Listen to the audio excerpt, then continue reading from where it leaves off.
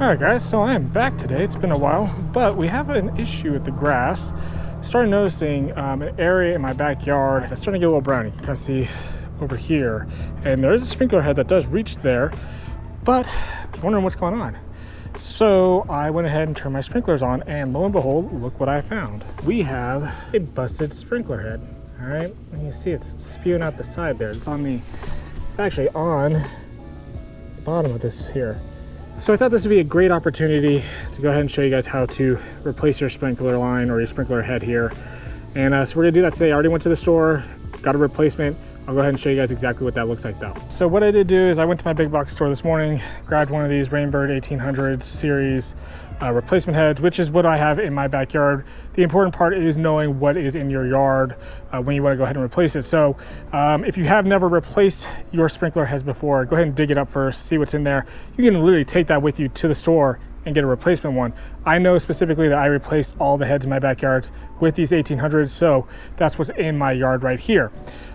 Next thing you're gonna do though, is just dig a nice little hole. So let's go ahead and dig this up and get to work.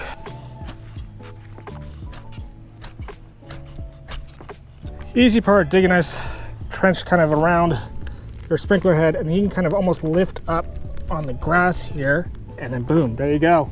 Super easy, keeps it out of the way.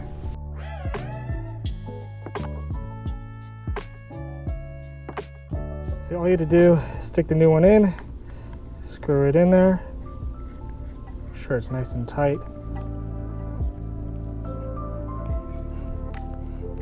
There you go. Now it's in there, and then just replace your grass right back on top of it.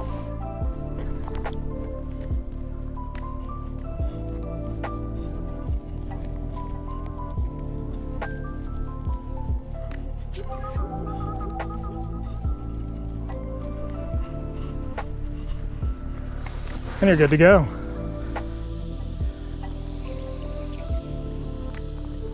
And there you guys have it. That's as simple as it is to replacing your sprinkler headlines when you go ahead and break them.